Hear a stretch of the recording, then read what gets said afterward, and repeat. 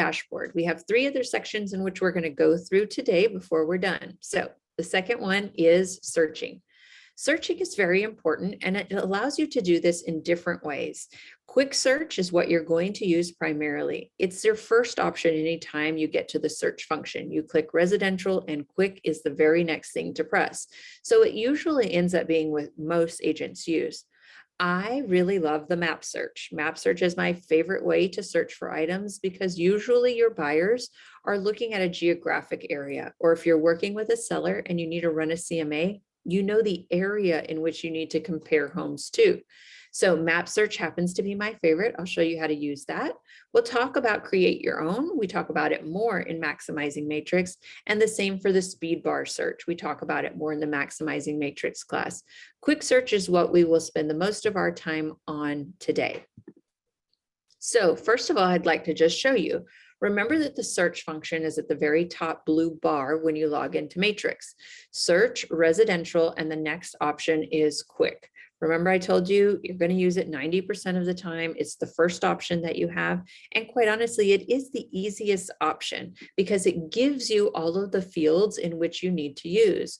When you click search and residential quick, here are the options that you have to search by.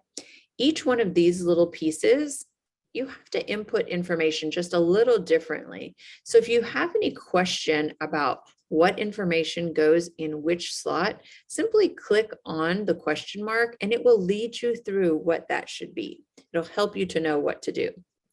If you want to choose multiple options, then holding down the control key will help you select or deselect more than one.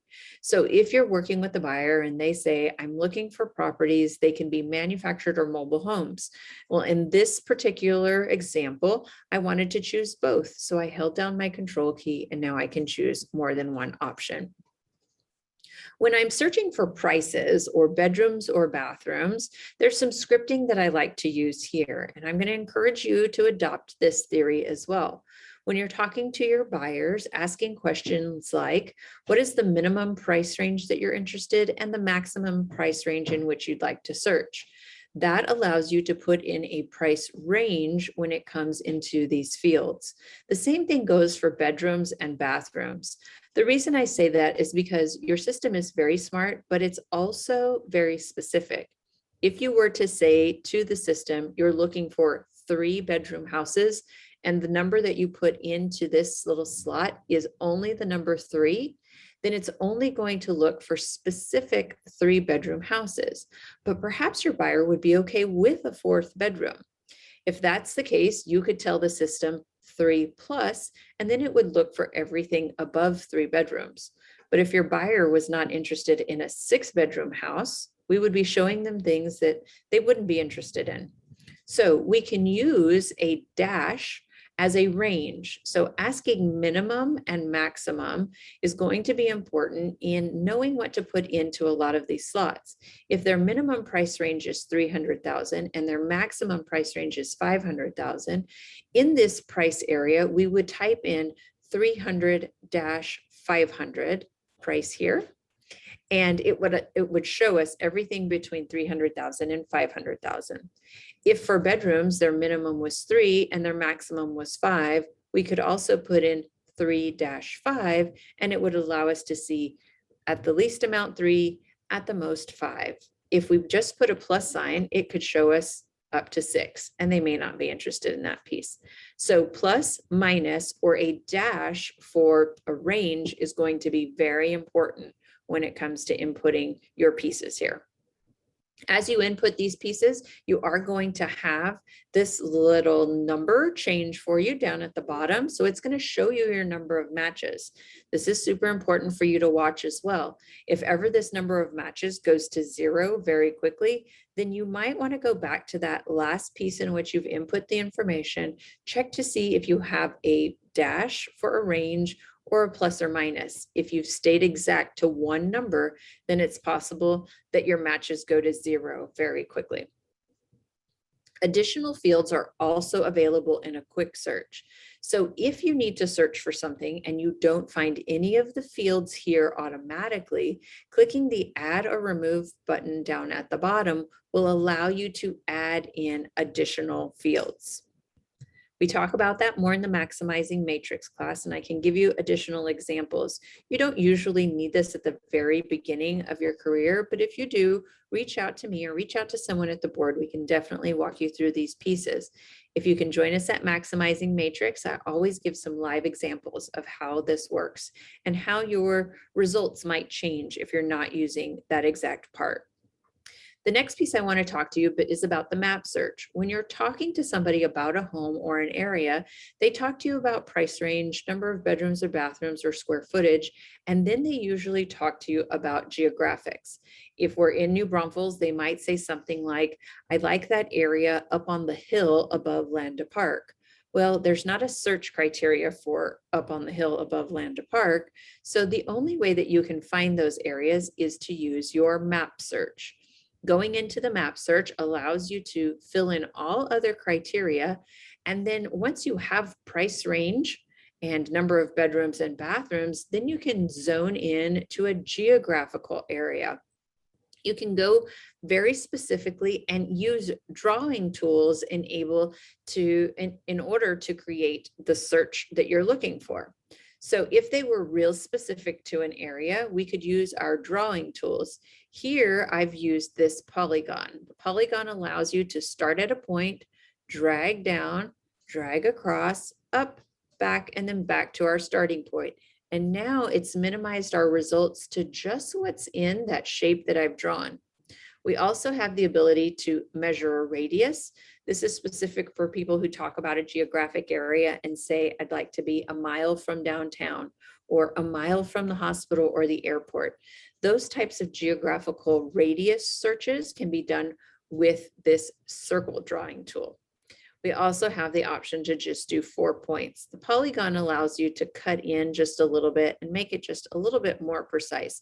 So I enjoy using that piece most of all. The other layer that we have that we can add on that is super helpful will help us distinguish things like school districts. School districts are important that they want to be in New Braunfels, but they want to stay specifically in New Braunfels ISD. Well, there's not a way necessarily to do that and to make sure the geographic area is okay until you add this layer onto the map. So once you are drawing your space, then you want to look at a school district. You could come into this layer, so looks like a little stack of papers, click on the school district piece, and then it would add on the drawing lines that show you what school district that's specific to. It's a great piece, and we do show you that in Maximizing Matrix when we're sitting together and able to go live. The next search function is create your own. So at this point, we've talked about the organic search, which is residential quick. We talked about the map search, which is geographic. And now we'll talk about the create your own search. This is going to be short because we do this more in Maximizing Matrix, but in essence, create your own means you have to fill in all your own blanks. You have to know specifically what it is that you want to search for, and then you have to add each one of those on your own. So this is more about learning the system and knowing the system and being very specific to just one kind of search, or you can choose multiples of them. Again, we go through that in the Maximizing Matrix piece. The other search is the speed bar search. So what I like to say about this one is that the speed bar can sometimes be very slow. This is used for specific usages, and there's kind of a shorthand. Notice how it says speed bar shorthand right here. There's some examples. Once you click the little question mark bubble, it'll show you what that shorthand looks like. It's an abbreviation type search. So you can search for agent names, MLS numbers, a specific street name, maybe even an open house. And when we do that, we're using this abbreviated piece. So we tell the speed bar AG, which stands for agent. Then we type the agent's name and search for it, and it will give us the agent's name and information. That's just one example of how to use that speed bar. Another example here, in order to search for open houses, you might type in OG or OH, I'm sorry, and then the date in which you're looking for. So there are specific definitely searches that you can do on the speed bar, but probably not something that you're going to be using right at the beginning. Reach out to me, reach out to the board. We're happy to teach you how to use that speed bar a little more efficiently as you get a little further on in your career. All right, we're down to the third of what we're going to learn today. So we're at our results. Once we've added in our criteria and we have put in everything we want to know, price range, number of bedrooms and bathrooms, use that geographic area. Now I want to see what's going to come of that. So we're going to talk about navigating, what each one of our results is going to do, and how to save those. When we first add in our pieces, remember I said the number of matches are going to be down at the bottom. It's calculated for you every time you add in a new criteria piece. So if you want to see results, you can click results at the top right, or down at the bottom left, it's going to show you the exact same piece. My favorite view is the 360 view. The 360 view is all encompassed with great information and full reports. This is an important view, but we have a couple of different types of views as well. So I want you to know that up at the top under display, it allows you to see all the different types of views that you can actually either look at yourself or send to clients. This is important. You don't necessarily want to send a client the agent view that has all the information with contact information, who the listing agent is, certain information that's just more private to just the agents involved. You might want to scroll down to the client view and maybe do client full or even a flyer. So under display, it allows you to click the down arrow and choose the type of view you'd like to share. When you're first going through your results button, you may see this single agent line view. Really, this just looks like a lot of black and white. But when you click on the blue MLS number, it does take you to that 360 view and show you the full piece of the property, just like this. Across the top of this view, you're also going to see these icons, and each one of these icons does something just a little different.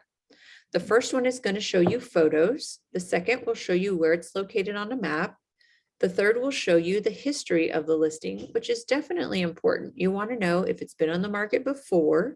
Was it withdrawn? Did it get put back on the market? What happened there? Was there price increase or decrease? This is an important piece of knowing how to make your offers. You're also going to see the TX stands for tax information. You have a direct link to RPR, to your super lockbox, to showing time to set up those showings, any panoramas or virtual tours, and then you have a report it button in case you notice a violation. To go back to your results and get back to that single agent line item, after you've already looked at the full sheet, you simply go back up to the display, click on the down arrow, and then it takes you right back to that single agent line. This allows you to go through, look at all of the details, and then go back to the properties that you choose. If you're looking to do a CMA, or you're looking to send some of these properties to your client, maybe in an email or print them, or maybe even schedule some showings. So the navigating back and forth takes a little bit of time, but remember, this display button after you're in results will allow you to see things in different formats. Find the format that is best for you. Some people prefer the single agent line. Some would rather see the full agent details. When you're ready to do something with the houses that you've looked at, you'll want to check on the boxes for the properties that you do want to do something with. And then you can go down to the actions button where you have all of these options. Under actions, you have the ability to email, print, run a CMA, do directions, statistics, export these properties, do a quick CMA. We have a 3-up comp, and we can schedule showings. So there's lots that happens after you choose those properties. Quick CMA for this example just takes each one of those properties, compares them against each other, and gives you an idea of what's happening with one property versus the other. This is a helpful piece as buyers are looking in different areas so that they can see how those compare, one area to another, price range, even number of square foot. If you're looking to do something additional, maybe like saving this search, perhaps this is a search that you want to save for this particular client. You can always click the button that says save first. We have to give it a functionality, and then we have to tell it what it's going to do. So first I want to save it. And then what do I want to save it as? A new saved search, a new auto email, or a new speed bar shortcut. In this example, we're doing a saved search. So we name the search New Braunfels 3-bed, 2-bath. This is what everybody's looking for. So we just want to keep up with what that is. We can also enable it to be a favorite on our home tab, which is that dashboard that I talked about at the beginning. And then we can click the save button.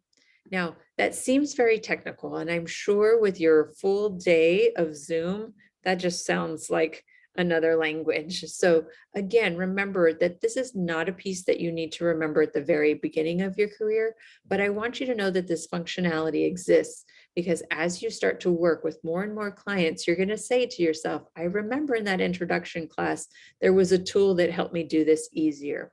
That's when you give me a call or you reach out to the board, and we can always help you through it. New auto emails are another one of those functionalities. As you find a person and you want to keep sending them homes that have the same criteria, you don't want to have to go into the computer every day and search and re-email. You want the computer to be smart enough to do it on its own. So the automatic email is what you're looking for. You run the same search, you say auto email, and then you name the contact that you want it to go to. You name the message, and here is when that portal is created. That secured little site between you and your client where you're going to be sending them contact information or property information on a regular basis. You're going to be sending them emails. There are lots of correspondence that are going to be happening. This is when that process starts, the auto email. We do go over this in the Maximizing Matrix class as well, so I will help you with that additionally tomorrow. Select or add a contact. Do you want to be emailed to? So am I going to click the BCC button? Then you type in a subject line so that you let your client know what they're receiving. You customize the email so that they know that this portal is being created and you're going to be sending them properties on a regular basis. You customize the reoccurring email so they have a welcome email the first time they receive it, and then they'll receive just a reoccurring email every other time. You can also set what time of day this goes to them, or if it's one of those properties that you know is going to have multiple offers within hours or days, then maybe you want them to be getting it as soon as it goes live in the system. So you have choices on when it gets sent to them. Concierge mode is an option that we talk about in our Maximizing Matrix class. It's for very specific needs that we might not have search criteria for. Then we select the frequency. How often do we want it to go? Every morning, every afternoon. And once you click the save button, they're good to go. If you are doing concierge mode, it's a mode in which sends it to you before it sends it to the clients. This way you can kind of scrub the results and know whether or not it's the right thing for the client. Auto emails are great. It gives you the option to look through it, then reject the ones that you don't want to send, and then send them the ones that you do. In that first response that they get, it sounds a little like this. And so I want you to go in and personalize it to sound more like yourself. I'll show you how to do that in the Maximizing Matrix class. But you're also going to have these slides as a review to yourself so you can go back and follow the steps as well. Your portal is also set up. Once you go in and set it up, it is going to have your branded information. So the name of your company and your headshot and your logo, your phone number, your best email, all of those things do have to be set up by you. So I will help you with setting those pieces up. The My Matrix tab is how we do that. So here's what I want you to know. You're on overload in your brain. I know it's been a lot of information, but this piece is really important, making sure you know how to add a contact, setting up your settings correctly, and setting up your profile. So your contacts under My Matrix is a very important piece. You're going to want to go in there and add as many people as you already have first name, last name, and email address for. If you have that, add them into your contacts. You simply click the add button, or you can import them from somewhere else. So if you have them in a Gmail account, you can import those right in. Add in their first name, their last name, and their email address and click save. Do that for as many people as you have that for. Don't forget you can import that as well if you've already been saving it somewhere else. Importing it allows you to save it in a CSV file, and then it just uploads it into the system. You can also export contacts or set them active or inactive. This is not real important at the beginning of your career, so I kind of go over this part a little bit faster. If ever you want to do something with the contact, you can go back to that contacts tab, click on their name, and it opens up their contact card. This allows you to look at any auto emails that you've sent them or CMAs you've already done or any searches you have set up for them. So if you ever need to tweak something or edit the criteria, maybe they want to go up in price range, this is how you would do that. This is an important piece to know. You can always reach out to me or reach out to the board. Your portal is another thing to keep up with, and you can open up your portal with any of your clients as well if you want to do something directly in there. Now, your settings is another very important piece. So up in the top right-hand corner, there's going to be a little down arrow for you. You can click the settings button. Under settings and my information, this is your homework. You have to go set this up. Your header and footer, your CMA cover sheet, your email signature, all of these pieces need to be set up by you. The only part that the board has already filled in is your broker's information and whatever information you first signed up with. Sometimes that looks different from the beginning of your career to even just a couple months later. You might start with a Gmail, but then you transfer over to a company email. So you need to update that within your settings under the My Information tab. I'll show you this tomorrow in Maximizing Matrix. You'll also have to create your header and footer, and there's great pieces that you can use within the system to do that. Your CMA cover sheet will also need to be updated with all your information and uploading your photo as well as your email signature. And then you'll want to look at that portal profile, making sure that the greeting in there is what you want. The other piece in your settings that is important is setting up your portal notifications. So if you're setting up these auto emails for people and they're going in there and they're liking properties or adding notes and you haven't set up notifications, it's going to mean you have to go into your system and look for something that somebody has been sending you. If you set up the notifications, it can email you, text you, or send you a daily email summary of anybody who's been in their portal. This is super important because we all know people are impatient. If they like a property and want to set up a showing, but you're not in front of your computer, you can get a text message that tells you somebody is ready to go do that right now. That is a whole lot easier than waiting to getting back to your computer, then seeing it, and they've already called somebody else. Setting up your portal notifications is a really important part of making sure that you're doing business well and professionally for your clients. Here are the tips that I have to leave you with. Practice searching in Matrix. Go in, click the search button, do that residential quick, and just start typing things in. If it ever gets to 0 in your results very quickly, go back to that last place that you put a number and try the plus, the minus, or the dash for a range.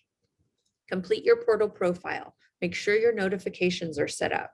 Set yourself up as a contact like you were the buyer so that you know what it's like to receive an auto email. Go through there and know what that feels like so that when you start setting up clients, you know exactly what to do.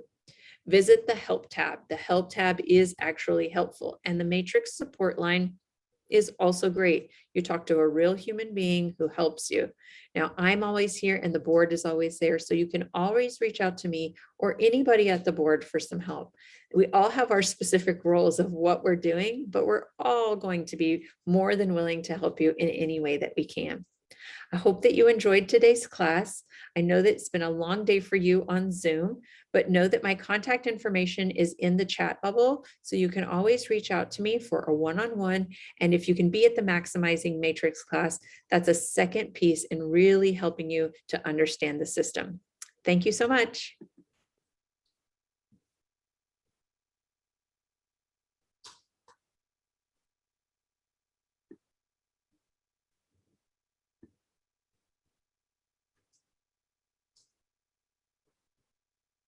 Okay, I lost her. I was going to let you guys ask her any questions. Well, I I'm thought here. I was I'm here. there I'm not gone. we are. Here we are. Sorry. I was talking and I realized I was muted and I was like, flip, you were gone. I was like, oh my. Okay. Oh, no, I'm here. Yeah, I'm Does happy to anybody have answer any any questions? questions if anybody has any. And then, of course, tomorrow, if you can be live at Maximizing Matrix, I have so much fun in that class. It's so neat to see the different agents that come in, some that have been in the business for years, some that are brand new. And quite honestly, everybody has the same questions. Yes. And it'll be at 2:00 tomorrow here at the board Yes. office. So just if you need to know. But did you guys have any questions about what was covered today so far? I'm sure it's a lot. As you can see, she's a wealth of awesome information. Absolutely. Absolutely. Well, Selena, Thank thank you. you so much. And we look forward to seeing you tomorrow. We'll see you tomorrow. Bye, hun. Okay. Is Mike, I know he's not scheduled usually until 3:00, but we're actually ahead of schedule. So if we move forward, we can get out of here early. He asked if there could be a few minute break. Okay, well, we absolutely, absolutely. Coffee in, coffee out. I know how it goes. So, all right. So we'll do a 10-minute break. Okay, Okay. sounds good.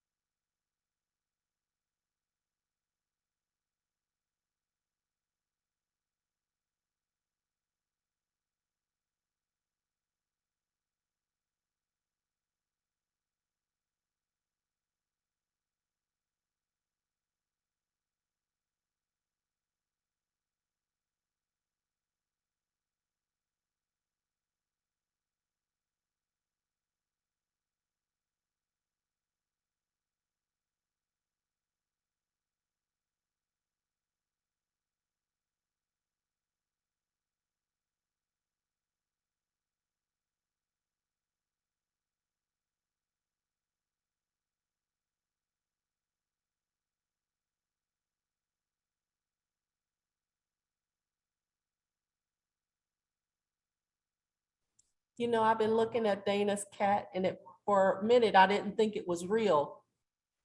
It's real. Yeah, LaDonna, I was Yes. thinking the same thing. I thought it was like a stock photo, and then all of a sudden the Yeah. cat was like, oh, it's alive. Yeah. I'm like, oh my goodness. You know what? That cat knows we're looking at her.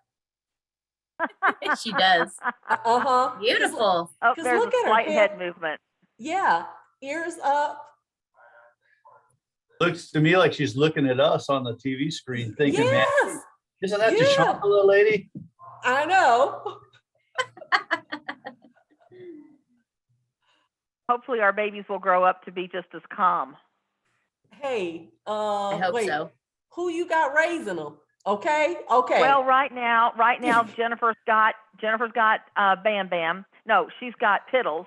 Bam Bam is laying down on his little blanket next to Stephanie, and Rivers has decided to be an independent woman, and she's on a chair by herself. Okay, hey, she representing Four Rivers right. Amen. does. Amen. She does. Oh, we were just talking about the fact that little Piddles he really has a problem when she gets out of eyesight. He really yowls and cries. He doesn't like her being out of eyesight. Oh boy. Yeah, that's Now- what Stephanie was telling me. Bam Bam, he's not paying attention to nobody. That must be the one with Stephanie. He's definitely Mr. Macho. He's just on his own. LaDonna, did they tell you what I wanted to name the cats? No. Four Rivers. And they're like, well, there's only three of them. I said, exactly. No one can ever remember what the fourth river is. That's Nick good, Wallace. Mike. Oh, that is great. Questions would be which river do we leave out? Yeah, that's a problem. Because it's different for Yeah. different people. Uh-huh. And someone would have a problem with it.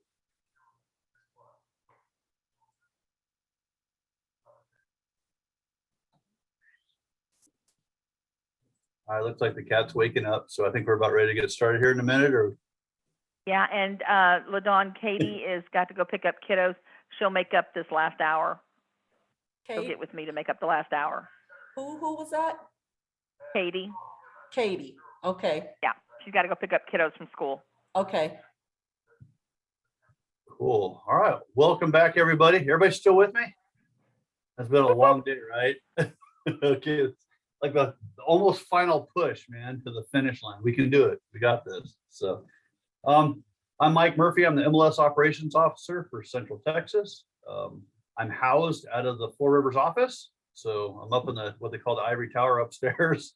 So, yeah, I don't get as much face time except for these little Hollywood Zoom squares other than that. So, but I started in the industry just after Regina in 2002, but I am not a licensed realtor like Lisa or like some others in here.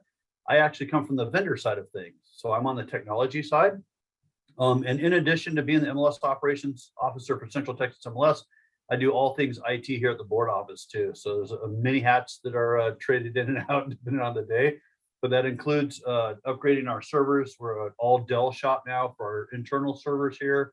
Everything clouds on Microsoft 365 that I've migrated us onto. And then I take care of all the phone and the voice over IP stuff in addition. So it's not boring, I will tell you that. So it keeps us very busy.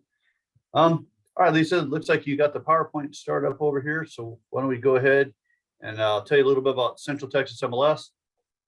I'm not going to go into the detail on the MLS like Selena did as far as the how-tos, but I can answer any questions you guys might have if you have any on the how-tos or what ifs and things like that.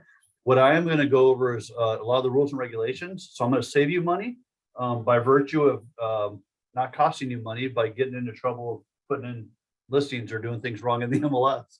And then I will talk about a lot of the features and the add-ons and stuff you get for your member benefits that come along with this. So a lot of the apps and things that all connect to the MLS to help make you all productive. So Four Rivers is the, I guess the mother or the parent of the Central Texas MLS system.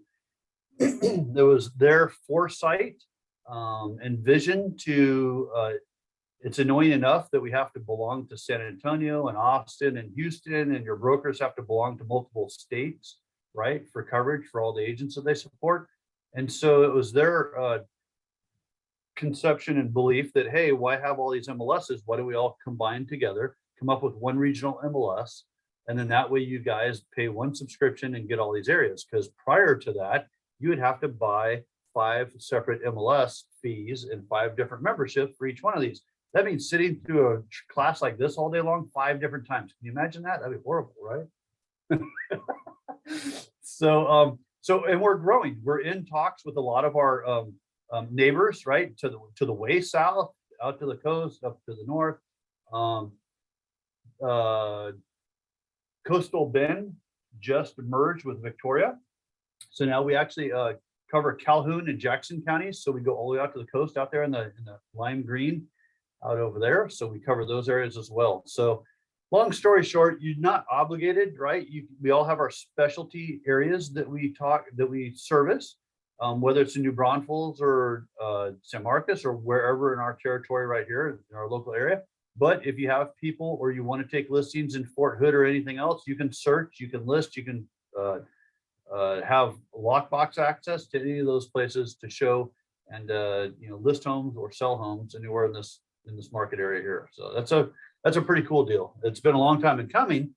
I think 14 years in total, Regina. Yeah, 14 years in total since they started doing all this, and we've grown, as you can see. So these are all of our what I call shareholders, right? Everybody's got an equal stake in the game. So even though Four Rivers started, they're kind enough to share the fun with everybody else. So everybody joins in, and we add fields and we take input from all of our different areas. Some are rural, some are right in the shadows of Austin and San Antonio, and there's a lot of crossover. So, but you can see here, Four Rivers, Victoria, Williamson County, Temple Belton, and Fort Hood are the owners of Central Texas MLS.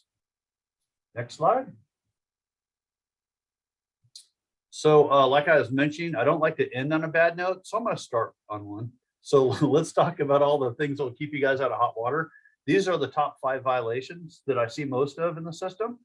Every now and again, I get some really weird newsies, but these are the common ones. A lot of people get caught with that you don't want to. They'll cost you money. So some of them are intentional that I'll talk about in a minute. Some of them are not. So, but just be mindful of these. And I know the rules and regulations are not real exciting, but by all means, print out. If you're going to be real green, save it as a PDF, but at least peruse it once so you're familiar with our terms, with the rules. And most of the rules are mandated by NAR. So a lot of them from MLS to MLS are the same, but a lot of them are not. And there's a lot of unique things that we do here because we're all about the quality of the data. So we tighten the reins on some fields here that San Antonio doesn't. I hear all the time, well, you can do that in San Antonio or you can do that in Austin. Well, just because the speed limit's like, 65 in other states and it's 85 in different states, doesn't give you the option of, hey, I was in Oklahoma doing, 85 and I got a ticket, I could do that back in Texas on the toll road. No, it doesn't fly. So, right, you got to know the rules of the road for where you're at. So it's not exciting, but at least be familiar with it once, right? So out of these compliance issues, the number one issue is branded or copied photos. So does anybody have any idea what I'm talking about with that? Throw out a name, an idea. There is no wrong answer with this. It's okay. What's a branded photo? Anybody know? Well, we got a quiet group today, or everybody's Maybe a photo with the trademark. Exactly. See, there you go. Not only a trademark, but it could be a watermark, a trademark, your company, even your face, right? Because a lot of people will take out advertisements or signs, billboards with your face and say, hey, call Mike Murphy. I'm the way coolest, realtor in the market. And, whatever, I could sell your house faster. So even my face is like a trademark too with a lot of them because we use that for our marketing and branding. So in your photos, when you take a listing to sell the house on the MLS, don't use any branding whatsoever in the MLS. I had one a couple of weeks ago where somebody's like, well, that's not my branding. That's someone else's sign in the yard. I don't want anybody signing in the yard. So we don't want to market particular brokerages. We don't want to market specific or particular people, any of that kind of stuff. And then copied photos, I get into a problem because every time you upload your photos in the MLS, especially with our neighbors as well as ours, the photos are watermarked. So does anybody know what a watermark is on a photo? Okay, well, a watermark is where you take an image and you kind of superimpose it over the top of the actual photo. And so we have our logo for Central Texas MLS, and we've got metadata behind the scenes so we can track which photos are going where. So what you'll do is when you take a listing and you send out your photographer to take pictures, right? You're going to make sure that your photographer gives you like full licensing rights to your photos, right? Not just like, hey, you can use these one time. You can use them anywhere in the world, and you certify that on the MLS when you click that button. I certify that I have unrestricted access and authorization for all these photos. There's no copyright, blah, blah, blah, blah, blah. And a lot of verbiage that CoreLogic spent hundreds of thousands of dollars with high-priced attorneys to put and make sure that they're covered. And I want to make sure you guys are covered too. So what you do is when you take your original photos and you upload them into the MLS, you're going to upload them into Central Texas MLS and everything's hunky-dory and fine. If you have to, or if you're also a member of Sabor or Austin, who's a member of another MLS besides Central Texas? So I'm looking both ways because my camera's over here. I got your pictures over here. Who's a member of another MLS besides Central Texas? Anybody? Okay, got one, two, maybe. Okay. So I want you to get the most bang for your buck. So if you take a listing in Central Texas, put it in Central Texas. If you belong to Sabor, hey man, put it over there too, right? You want to get your money back out for your dues, right? The more marketing you get, the better. But the deal is, don't copy the photos from the MLS and then put them onto Sabor, because then you're going to have like a double watermark in Sabor or Austin. What you want to do is take your original photos, upload them into Central Texas, take original photos, upload them into any other MLS. If it's 10 other MLSs, upload them into all those other MLSs afterwards, and then you'll be good to go. So just use original photos is all I ask. Okay. A lot of people ask me, hey, what happens if this thing's under development? It's not quite built yet. It's new construction, right? You can use for your photo, you can use an elevation or you can use a floor plan. But the floor plan has to be of the model that's going to be on that parcel. So you can't just take a developer, for instance, who's got 5 different floor plans and you put on there that it's going to be a 2-story house, and what's actually built on that parcel is a 1-story. That's a no-no. They'll get in trouble for that. So just make sure your photos and the data are accurate for that parcel that you're listing. That's all that we ask them. Okay. So no copied, no branded photos. Any questions on that from anybody? No selfies in your photo, no signs in the photo. Take your pictures before and then put your signs in there, and then you're good to go. Everybody cool? All right. Next issue, addresses not mapping correctly. Now that happens a lot, and it's unintentional in a lot of cases. We're growing so fast that our subdivisions and our streets and such are outgrowing as faster than Google and Bing and all these mapping programs can even keep up. So what used to be a field 2 months ago is now got streets and concrete slabs in the parcels. So what happens is if you put your property in the system and you happen to be listing a property that is a new division or a new subdivision, for instance, and it's not mapped, or it's really rural and it doesn't know where it's at. So you're like at 123, FM 306, wherever, and the mapping program can't find it. There is a link on your input system to manually place the pin of where your property is at, because no one knows better than you where that property is. And sometimes the addresses will be wonky, right? It might put like the parcel like a couple doors up or across the street or whatever. And anyway, just double check when you're adding a listing, when you get your listing agreement and you're entering your listing into the MLS, make sure you double check where the computer put it. And if it's not right, just manually place it there, and then we're golden. We have nothing to worry about, and you won't get any violations or any problems. And if you have a problem, by all means, I've been here 5 years. I spent a lot of time educating all the staff, and everybody here can walk you through, or they can get you help to walk you through and help you get that mapped properly. Okay. So I guess the the key is to be proactive and not reactive, right? If you're not sure of something, just call, right? We're super friendly faces. We're more than helpful. And we don't want to, we're not paying anybody's salary by nickel and diming and coming up with all these fines for people. I'm not in this for fines. I'm in it for accurate data. And the problem is I have to attach a dollar amount to it, because if I don't, then people are like, forget it. If they're not going to do anything anyway, so I'm just going to let it go. You'd be amazed how many realtors will do that. It's sad sometimes. So if you're in a rural area, manually map the property and you're good to go. I see a lot of the computer can only do, it's only as accurate as the data we feed it, right? So if you're in a new subdivision with a brand new street, for instance, that's not on Google, it doesn't know where it's at, then it goes to the next known factor, right? Which happens to be the zip code.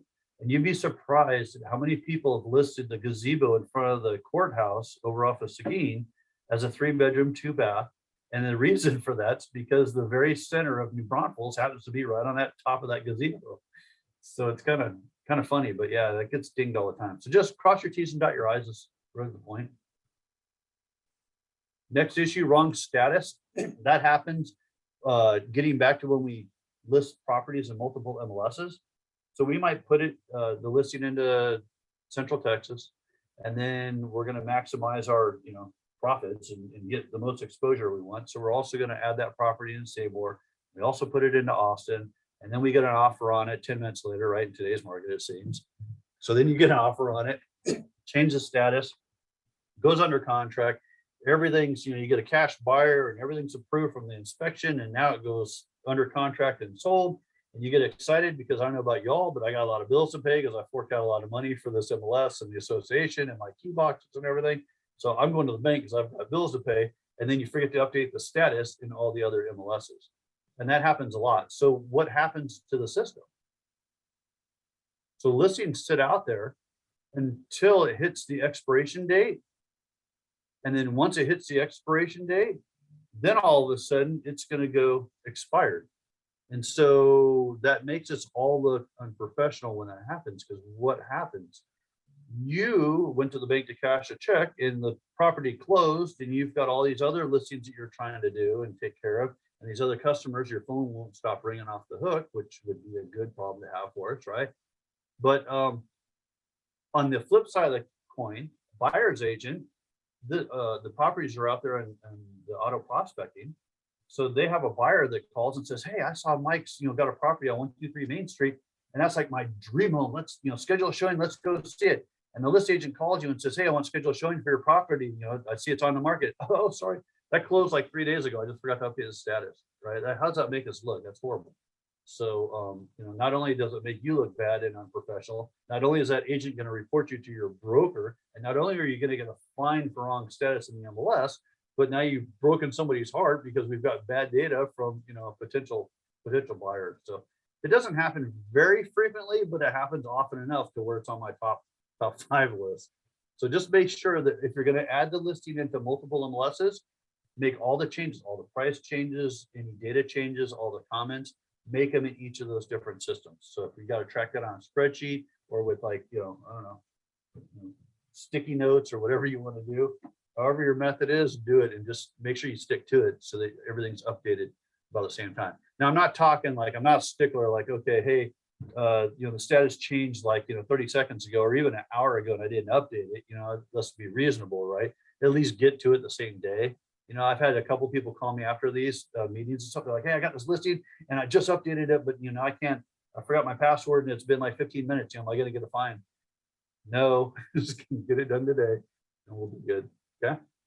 So next one on the list here, incorrect information and remarks. At no time would you ever want to put gate codes, security codes, lockbox codes, any kind of security codes or contact information in your public remarks. Okay. No gate codes in any remarks, period. I have a field specifically for that. But all that kind of information should be in showing time, which is our showing service. And it should be in the showing remarks for that, not in the public remarks or the agent remarks. And the reason for that is because public remarks is a little more obvious, right? Public remarks, all your properties will get syndicated, right? And if you're not sure what syndicated is, it means that the data gets pushed out in the intra world, right? And it goes to all the realtor.coms and the, you know, Redfins and the Zillows and all these other companies and stuff. So, and it's good for marketing exposure. But what happens if you put your gate codes in there, now all of a sudden you've just sent out gate codes to the subdivision or to the property itself out to the public. And that's a huge no-no, right? Because although we're all on the up and up, there are people out there that are like trolls that will look for on public spots and public places, and they'll search specifically things like that to go rob houses, unfortunately. It's a horrible thing, but it happens. And so that's why it's a big no-no. Now, the reason it's also a no-no on the agent remarks is because how many people have had clients to do showings so far? Who's done showings for clients? Anybody? Okay, good. Yeah, so we've got a couple. And I'm not suggesting you guys have had this problem, but this happens quite often. Agents will go and they'll schedule showings for, say, for instance, like 4 houses or 4 people. And you go out there and you print out the agent detail or the agent full report, right? Because it's got all the information on it. It's got the proprietary information for the agent remarks. It's got your commissions. It's got all these other crazy secure information and details in there. And then we start showing these listings to our clients. And while we're out showing our clients these properties, the clients are like, wow, that was really good. Okay, well, was that a 3-bedroom or a 4-bedroom, or, you know, did it have a red door or a, you know, purple roof or whatever it had? You know, I'd really like to see more information. You know, may I see that agent detail? Oh yeah, sure, here you can have this. Now you've just given gate codes from the agent detail report to your clients. People do this all the time, but you know, they're not thinking about what is actually printed on the agent report. If you're gonna do this and have a copy for your clients, I have a client 360 view, a client summary. There's client version of the reports, which are identical to the agent reports, only it's got those secure fields stripped out of there so they don't print out. Title company, commission, all that kind of stuff. So use the client versions to hand to your clients. You hold on to the agent ones. Okay. Incorrect acreage. Now, this is a problem that happens all the time, and it's not necessarily a problem. It's just kind of a gotcha is what happens. And you guys are scratching your like, what in the world are you talking about? You'll understand in a second. As a listing agent, we're going to virtually do whatever our seller wants us to do within our code of ethics and the rules of the MLS and all this other stuff I'm going to leave out. But if you have a client or seller and they have 10 acres and they're like, hey, Mike, sell this as 10 acres, sell it as 1 acre for the house and 9 acres for each parcel. I don't care how you sell it, just sell it. Okay, no problem. So I'll put that in. So now you're thinking like, okay, well, how do I put this into the MLS? Okay, so we're going to say, for instance, we're going to have the house and 1 acre is going to be my residential property. And then they've got 9 different parcel IDs and parcel numbers for the other parcels, 1 acre each, for instance. So I'm going to put each of those in as land. And it's the same owner. Sometimes it's even the same parcel number, right? Because if it hasn't gone to CAD and hasn't subdivided yet, you're going to have only parcel number 1, 2, 3, but now you've got it 9 times in there. How do I do that? So you can call us first of all on how to the specifics on how to do that. But what happens is when you put that in, the computer checks your listings and it compares it against the CAD and the county tax records. So you're going to put this in as a house with 1 acre, and it's going to go, okay, parcel number 1, 2, 3 in Comal County is not 1 acre, it's 10 acres. What's going on? And it's going to send you a warning and a violation for that. Hey, it's incorrect, right? But you're going to do what your seller wanted to. And in this case, you did it correctly. It's just the computer doesn't know any better. So what do? First of all, you're going to write down this email address. And what you'll do is you'll put the property in there, and then you're going to email compliance@ctxmls.com. And maybe Lisa or Regina will be kind enough to put it in the chat for me. I'm good at multitasking. I'm not good at like typing and talking. I'll tell you that. Other things I can. Thank you, Lisa. Thank you, Lisa.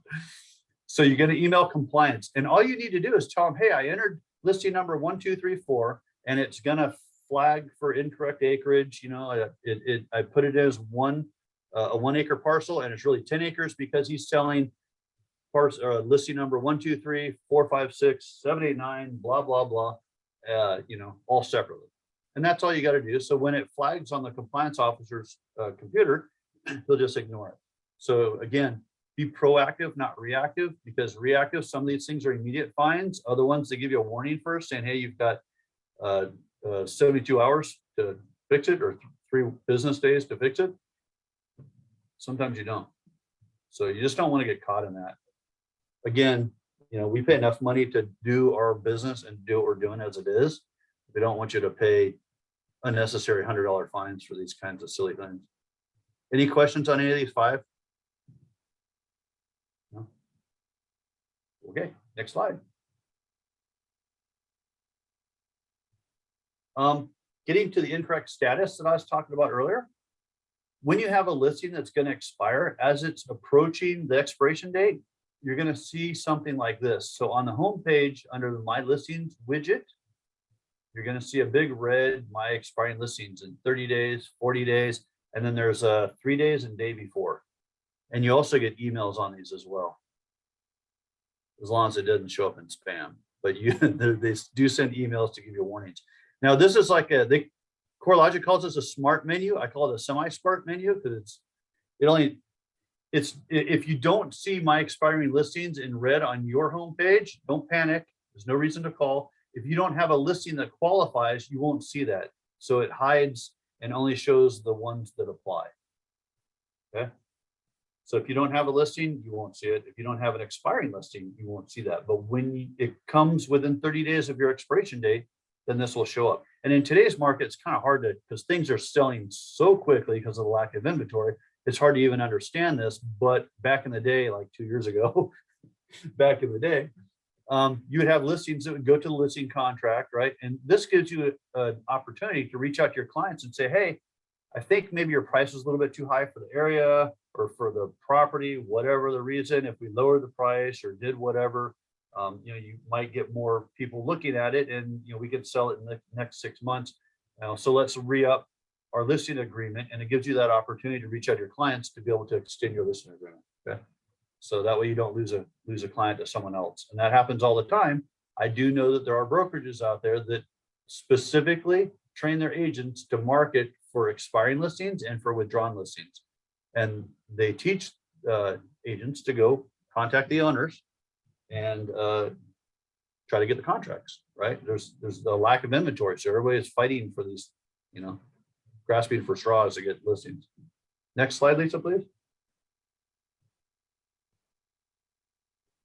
Report it. I call this the tattletale link. Next slide. When you go into a detail display, so you're looking at the listing, you go into the agent full or the 360 property view, you'll have on the top row that little yellow exclamation inside the triangle. All right, so when you see that exclamation, that's your way of reporting a listing that, that the computer didn't catch. If it's incorrect acreage, if there's something not right, if it's really a 3-bedroom plus a bonus room and they have it listed as a 4-bedroom, no, the computer doesn't really know necessarily all of that information. It can check against the tax records on a general basis, but it won't catch all these things. And so you can go in there and say, hey, this is not really waterfront, you know, it's like a water view. This has the wrong square footage, the wrong whatever. But what you'll do is you'll click on the report it, and then this is your way of sending a message to our compliance officer. And then you can type inside this text box here and just tell us what the problem or what's wrong with that listing. And then we'll go talk to the list agent and go figure it out. Now, these are all anonymous. Well, really, it's like semi-anonymous. Like I know who both parties are, right? Our compliance officer knows who the list agent is, knows who reported it, but at no time are we ever going to tell one or the other who's who, right? Because you might have a problem or there might be an issue with this particular listing, but you might have a deal tomorrow with another client with that same agent on another listing. And we never want to muddy the waters. So we would never want it to be awkward and stuff on there. Again, it's all about having correct and accurate data on there. So if you see something that's not kosher, doesn't jive, send us a message. We'll research it and we will contact the list agent if there's a problem and have them fix it, or the broker, or both in a lot of cases. The bad news is we're also kind of like IRS, right? Or really more like the CIA. We're not going to get back to you and say like, oh yeah, we busted that guy and sent him $100 fine. Thanks. You know, We appreciate it. You know, you're not going to know what happens. So there's been some extreme cases where some things have happened in the MLS where we had to freeze the listing and we couldn't update the listing. So what happens on the person who reported it size day in and day out, they're like, man, this thing's still wrong. Why aren't they fixing this? What's going on? You know, a week later, 2 weeks later, it's because we're getting a hold of the broker. But I promise we follow up on every single one that we get reported. So okay, so that's that little yellow exclamation is the tattletale link, or reported, they call it. Next slide. So the workflow, what happens, you have like 3 workflows. We've got the minor offense, we've got serious offenses, and we have egregious. So the minor offenses are the warnings that you get. You're going to get an email and it's going to tell you, hey, it looks really scary. It says, hey, you've got a violation. You've got 70, you know, it says 72 hours, that really 3 business days to correct it. If you don't correct it in 3 business days, then you're going to get a $100 fine. And then once don't ignore those, whatever happens. If you get one of those, call us right away. We're more than willing to help you correct the data, work it out, whatever. We don't want you to get a fine, but once it goes to a fine, it's out of my hands. So what happens is you have 2 options at that point. You can pay the fine, or now we've just added that you can take a class. So you can sit through a 4-hour class. It is actually more fun and more entertaining than myself or traffic school. So that's good. And they don't just talk about your violation. They talk about like a lot of the common violations that everybody, like real world, that everybody's had and the reasons why and stuff like that. I get really good feedback from our trainer and stuff on that. So it's really cool. So those are options now to help correct this. But and I guess actually the third thing you can do is you can appeal it. And I hear all the time the advisory council is made up of 12 members. So we've got 2 from every shareholder from the 5 shareholders, and an additional 2 staff that are there. And you can go and plead your case, but I promise you they don't have a sense of humor, right? Because they're just like you. They're some of the highest and largest brokerages and smallest brokerages, but they know their stuff, and everybody has to play by the rules, and everybody has to follow the rules. So getting a violation, and I kid you not, this just happened last meeting. You know, hey, I'm brand new to your MLS. You know, this shouldn't apply to me the first time. I got the warning. I fixed the listing. You know, I'm sorry, it won't happen again. It doesn't fly. You know, it's like, oh, sorry, I shouldn't have got a speeding ticket. It was my first time speeding on that street. So same type of thing. So we don't want you to even go there. We want you to call first if you have a question or a problem. Okay. Next slide. The serious offenses, these ones you don't get a warning. These ones are automatic $100. The same things happen, right? You can appeal it, you can take a class, or you can pay it. But these are immediate fines. Branded photos, allowing listings to expire, duplicate listings. With duplicate listings with a property type, you almost can't do anymore. I've changed the system to where you get a message and it won't allow you to do that. Branded photos is one. And the reason for that is because most of the listings that fall into this category, they go out to the internet like automatically, right? I mean, I've get people that have their computer, their systems are pinging our servers using the API like every 30 seconds or less in some cases. So the second you hit submit on your listing, boom, it goes out to Zillow and Realtor.com and everywhere else on the planet. And once you get it out there, you can't take it back, right? So if you put in bad data on the get-go and it goes out there, it's really hard to undo that. You can update your listing, but then you got to wait for them to update it or hope that they run the next poll and update it. So anyway, make sure there's no gate codes and things, but that's what the serious offense is. And then the egregious is the big one. That one's $1,000 fine per offense. And that one, the main one that I see a lot of is people password sharing. So I've known certain brokers that we're keeping tabs of that market to the world saying, hey, join me. You won't have to pay as much to list your listings because you can, everybody can use my login and my password. I've got software in the system where I can tell not only where you're logging in from and the device you're logging in from, but which IDs, how many times, how many devices you have. It's the same software that tracks and is used for banking and security. So I get reports on all of that stuff and I see it live. So whatever you do, don't password share. If you happen to have or be a personal assistant or a team member, right, working with a team, everybody's supposed to have their own logins. And if you don't, then you need to contact the board and say, hey, Mike was talking about, everybody should have their own logins. How do I get, an additional login for blah, blah, blah, if they're going to help me out? And they're more than happy to help you get that set up. So, because $1,000 fine's a lot more than any MLS dues are going to talk to, I promise you. But what happens is, well, enough about that, but you get the idea. Just don't password share, because we are watching that stuff. And that gets to be iffy. And I have some of my favorites in the region that we've contacted a couple times. So, failure to provide listing agreement. I get some agents that call. So say, for instance, if I have to make a change, so if you made a mistake on your listing and you put in the wrong list price for something, no big deal. We'll be more than happy to fix that.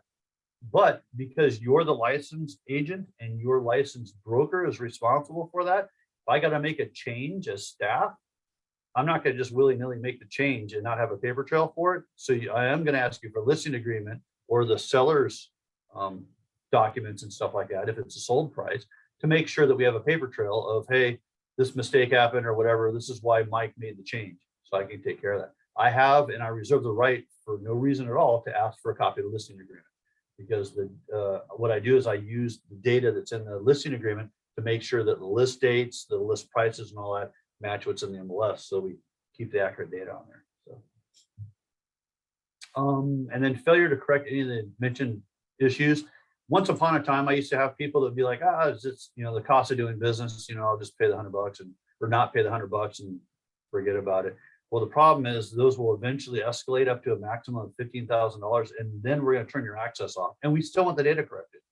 So you don't want to go down those roads. So that doesn't happen very often, thankfully, but it does happen, which is kind of like, again, like speeding tickets, right? They wouldn't have these laws if people didn't break them. So but don't be one of those. I know we're all in the up and up here, so we ought to be good.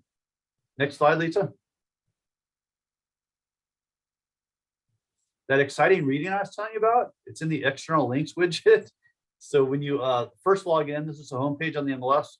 On the bottom right, by default, unless you moved it, the bottom right, we've got like showing time links, a lot of the common links that will be helpful to you. And then links to the rules and regulations, the fine schedule, which is which fines cost how much. I don't know if you'd want a menu of that, but it's there if you wanted to. And then the service area one, the bottom one, CTX MLS service area, that's the map that I showed you on the first slide. So some people like to have that to see like the whole area that we cover at their desk or handy. So you can save that. It's a PDF, you can save it, or you can print it, whatever you want to do, but it's there if you need it for reference. Next slide. Matrix.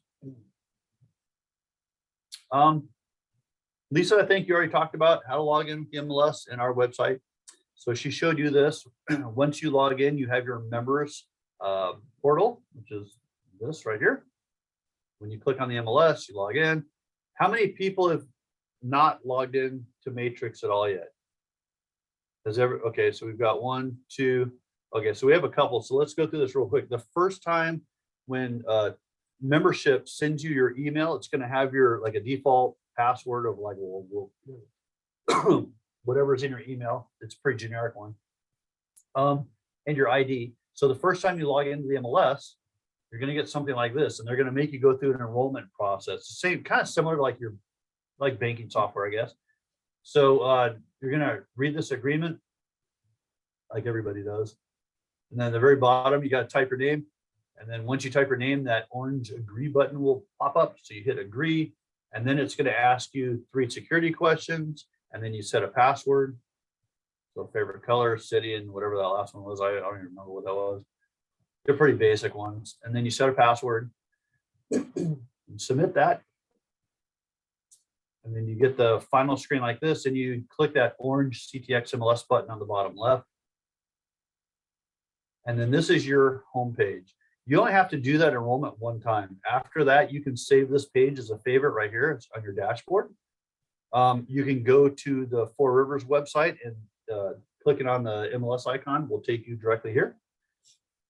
So looking at this, I think Selena already went over most of the icons for you all. You showed those. So the MLS is the top left one. And so we've got single sign-on links and then a bunch of other options and stuff. If there's something that you all use daily that you have to leave this page to go out every time to use it, for instance, DocuSign's not something that Central Texas subscribes to, and neither is Zip Forms. It's something that we provided as a link to help members out because it's used very frequently. So there's something that your brokerage or somebody that you guys are using a lot of that would be helpful to have here as a link instead of having to go in and out of this page to another page or whatever. Let me know. Be more than happy to add it. If it's going to help everybody, and we'll add it as long as it's used a lot. So next screen. So this is the MLS homepage that Selena was showing you guys all about. I know there's a lot of information and stuff. I don't expect you to catch all that in the same shot, but by all means, add all your contacts in there, like she said, as soon as possible, and then start working that. You can start setting up searches and looking at the market watch. You can customize the market watch for whichever area you specialize in. So we've got help. So I think on the next screen. So we've got the help tab on the top right. So when you click on the help tab, you're presented with this next screen that happens, and you can type in the search on the top left of that menu. And some of these are within Matrix. Some of them go to YouTube pages. Some are like PDFs, some are videos. There's a whole plethora of information here. So if you didn't know how to do a CMA, so say you needed to make a market analysis, then you can type in CMA in the top right there, and then it would show you the results for CMA. You get your first listing to do input, listing input, type it in, searches, contacts, all that kind of stuff. It's got your basic information. Again, if you don't want to do this, call the office. We're walking people through how-tos all the time, and we enjoy doing it. It's fine. How many people of those of you that have been in the MLS, how many people log in? You see like those annoying pop-ups that come up on the screen? You're like, you just want to get in search and they always pop up. Anybody seen those? Okay, well, I'm the one who puts those on there. You're welcome. So I try not to like spam y'all too much. So if I put a news alert that pops up, it's important. I get so many all the time. It's sometimes there's like system maintenance and stuff that I get from CoreLogic. I don't bother you with those because 99% of the system maintenance from CoreLogic or Realist or a lot of our vendors happens between midnight. Usually it's even like 2 to 6 in the morning our time. So I don't even post those up unless it's like an extended downtime. Most of the time they take the systems offline for like 15 minutes, maybe an hour on a rare occasion. If it's going to be more than an hour, then I'll let you know. But believe it or not, there's agents out there doing searches and stuff at all these crazy times of the day and night. So, but the system maintenance, I try not to put up on there, but new products and new services or changes to the MLS, I always put up there to give you guys a heads up. We've got one that's coming up where we're doing One Home is up and coming, which is a brand new client portal than the old client portal, or I should say the existing one that's on there. So that's going to be rolling out in the next 6 weeks. Next slide. Another huge and great resource is on the Four Rivers page. Click, once you log in, you'll have the Learning Center. And when you click on the Learning Center, you can click on a Matrix MLS, Realtors Property Resource, Showing Time, any of those links. And then there's a bunch of real short videos. I know Matrix in particular and RPR, they've created a bunch of like 3 to 7 minute videos on like how to do this, how to do that. So those are really helpful. I like those in particular because I can like pause them, right? I like it as you start inputting data or as you start searching something or working something in the system, you can play it, replay it, pause it, catch up, go back and forth. I think they work really good for me. I don't want to watch a 1 hour, 4 hour training video. I just want to see like that task. So I really like how they've done that. Didn't used to always be the case. CoreLogic used to be really light on their training material. They spent the last couple of years, working to improve this. So thankfully, so there's lots of help there as well. Next slide. Home visit. Home visit's great. You see a short video on this in a minute. But if your brokerage does not offer professional photography services, this is an option for you. So this is sponsored by CoreLogic. This uses our local photographers, and they've all had to go through an application process with CoreLogic and a specific training process with CoreLogic. So they go through, there's a dress code, there's certain angles that they use and certain lighting methods that they use to generate these photos. And it's not just the pictures, but they'll also do drone videos, 3D modeling, kind of like how Matterport does, and a bunch of other things. They'll do postcards, and they offer 24-hour turnaround. So what happens is you can go on here and you click on this for your listing. You can go in there and you can order these services a la carte, depending on what package you want, the full package or just parts of it. I've been getting really good feedback on that. So here's a short video, and I'll kind of show you, what it's all about.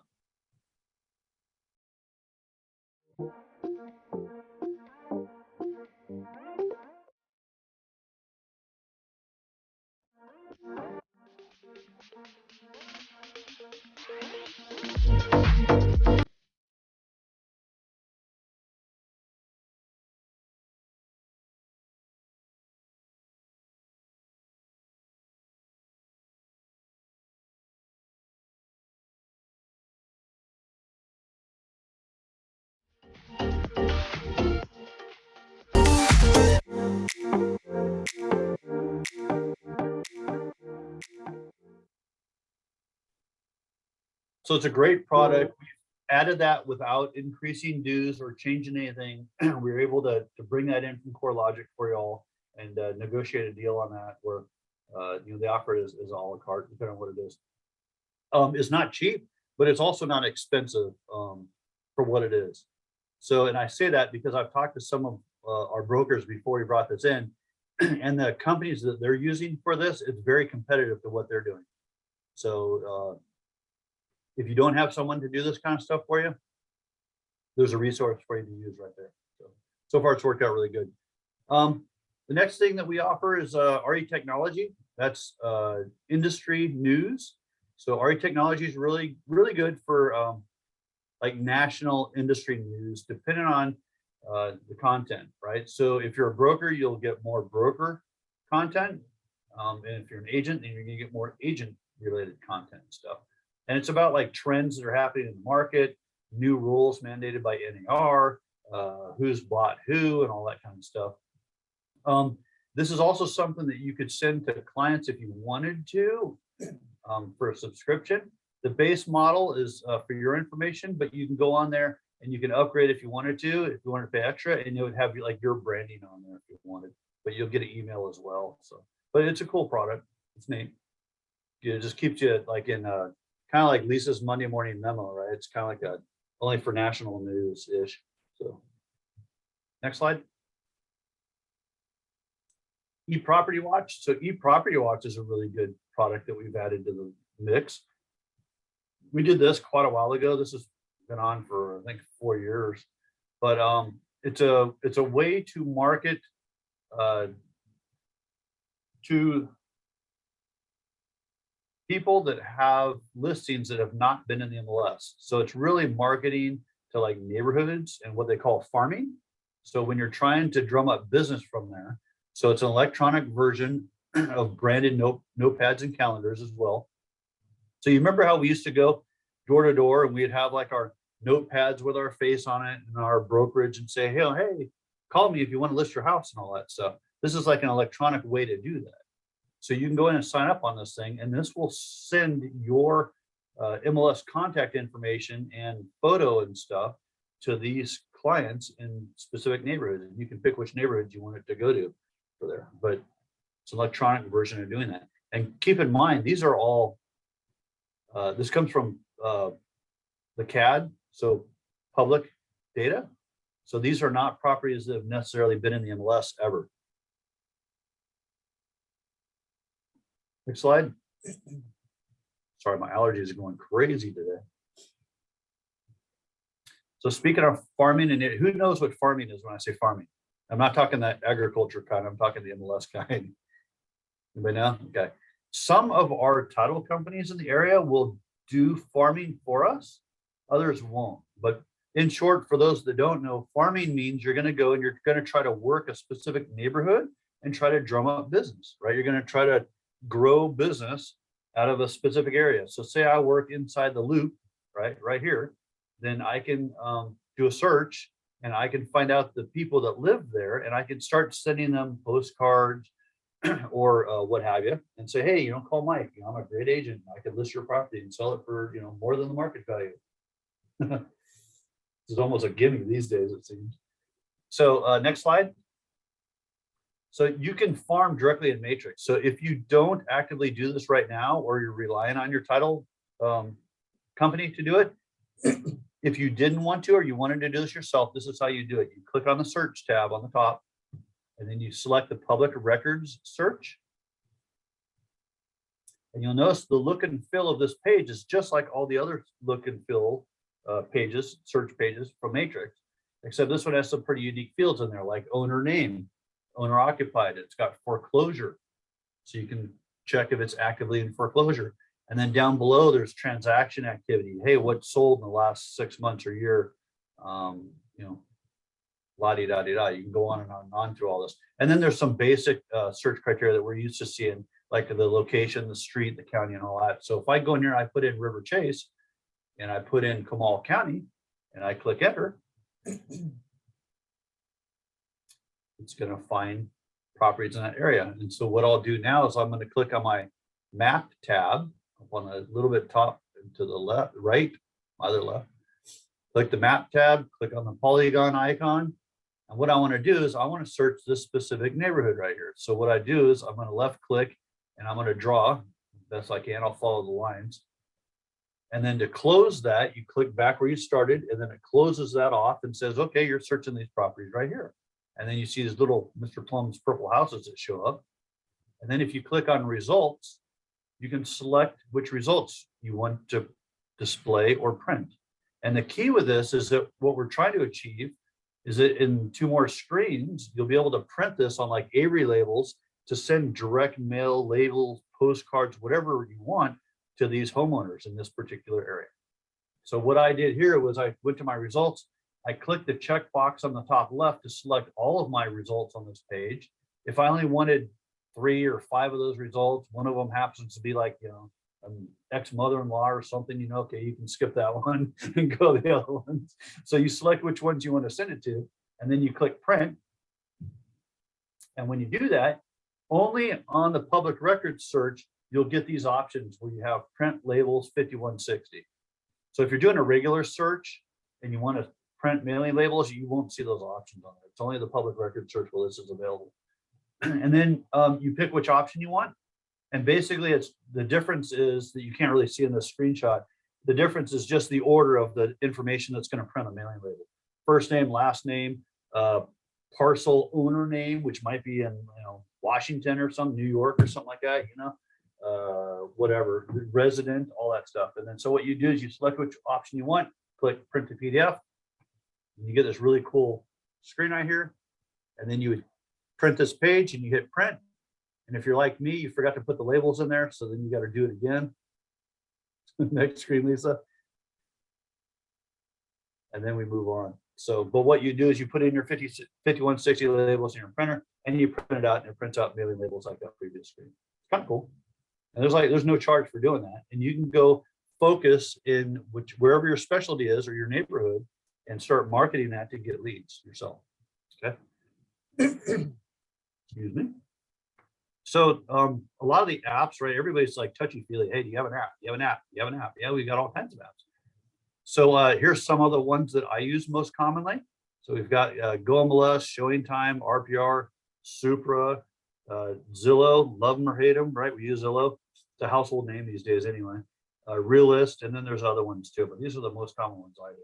Next screen, Lisa. So the CTX MLS Go MLS. So the app that's tied to your MLS in CoreLogic is called Go MLS. And so if you go to the Apple Store, or if you go to Google Play and you type in CTX MLS, and I think the actual name is Go MLS : CTX MLS. But Lisa, if you go back one screen,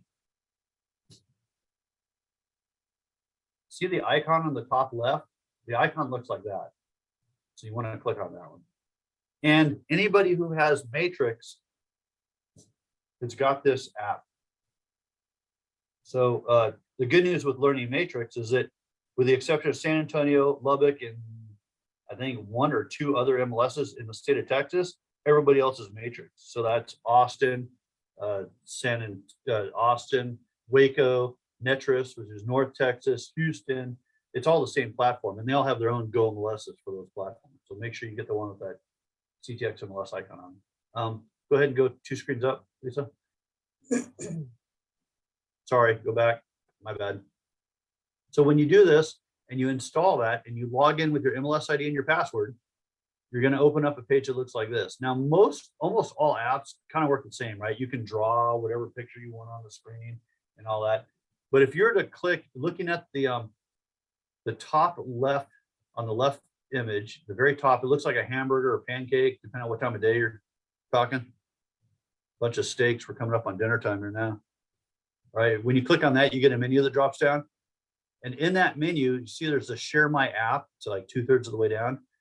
You can click Share My App, and then on your phone or your iPad, that's going to open up like your text messaging, your AirDrop, your email, and all the other apps you have on there. And you can give that to your clients.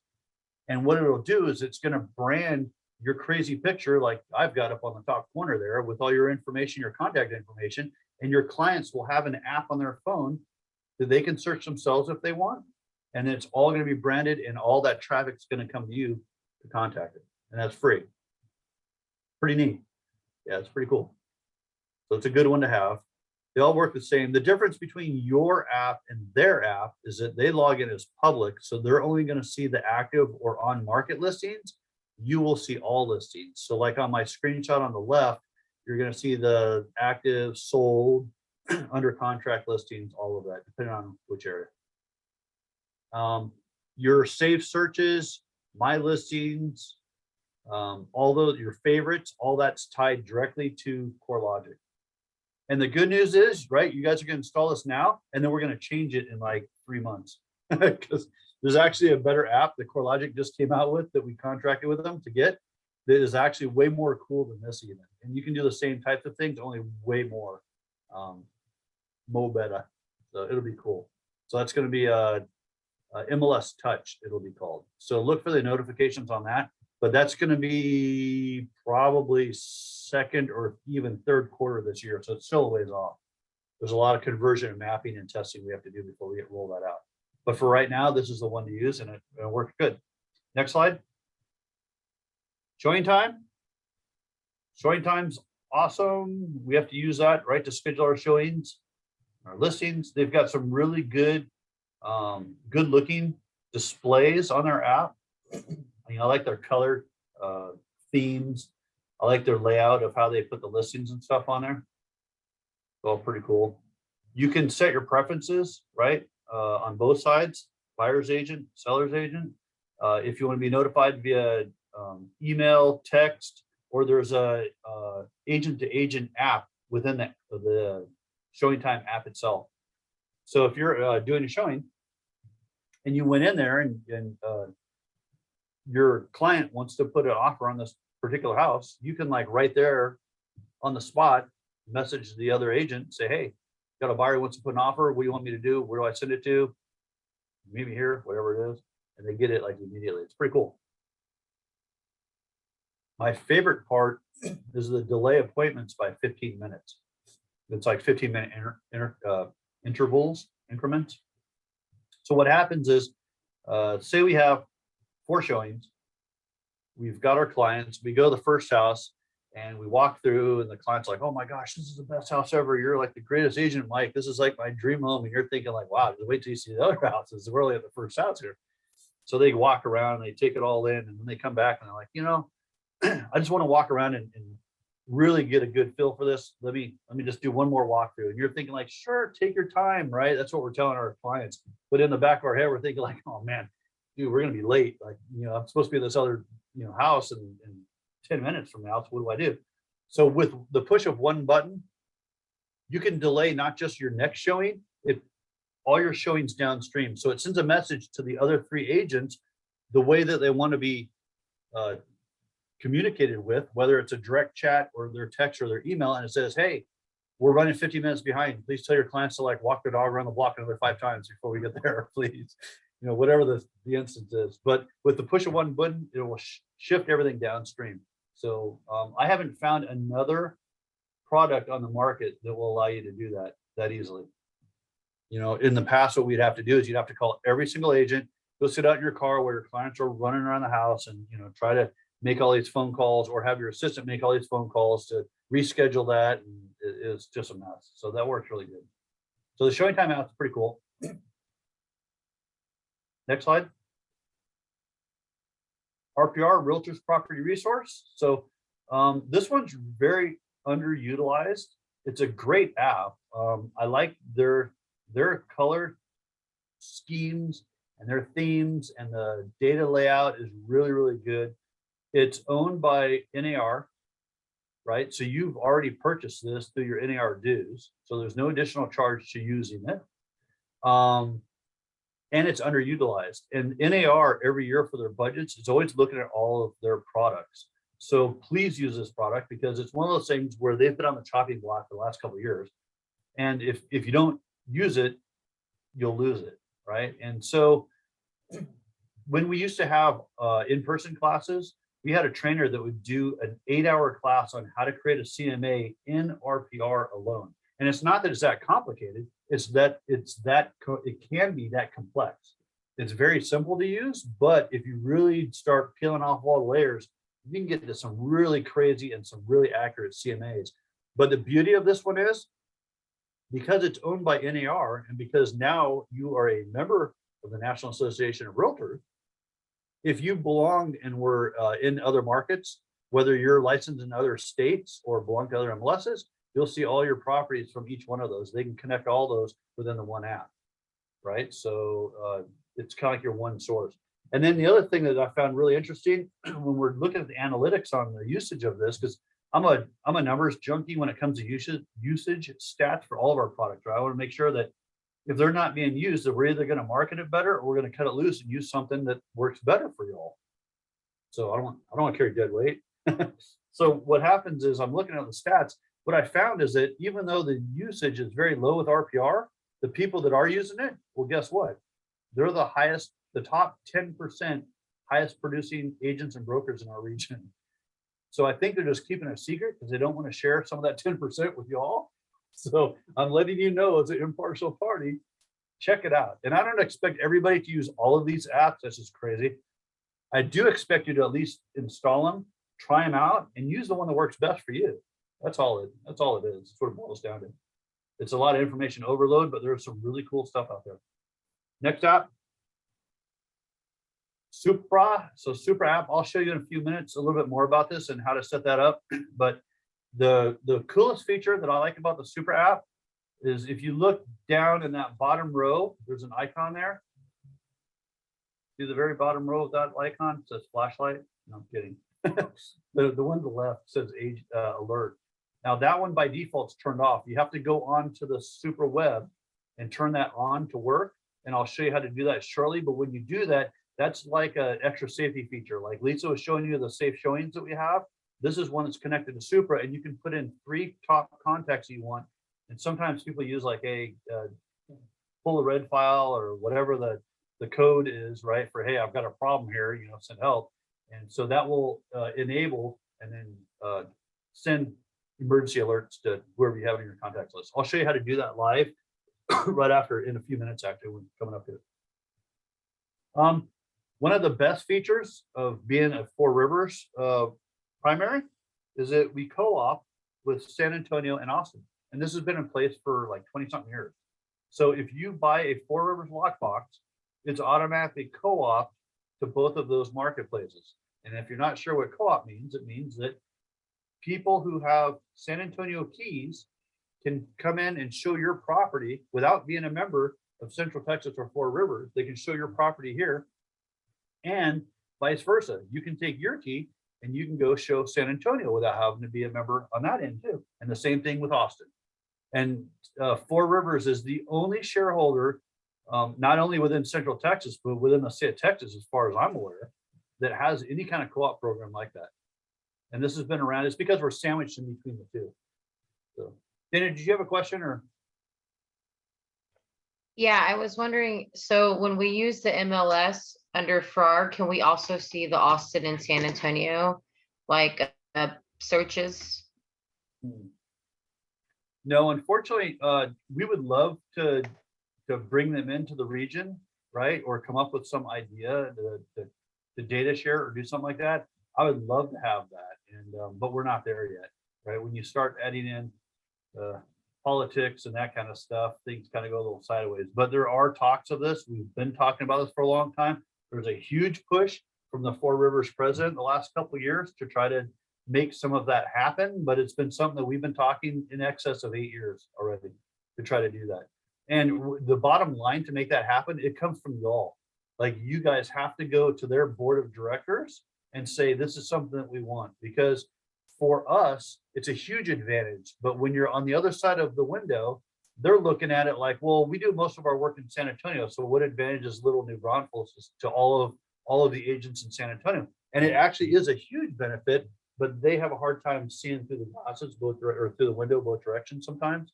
So it takes pressure from y'all to put on their board of directors to make that happen. We'd love for that to happen, because I think it's absolutely absurd for you guys to have to join all these different MLSs from us.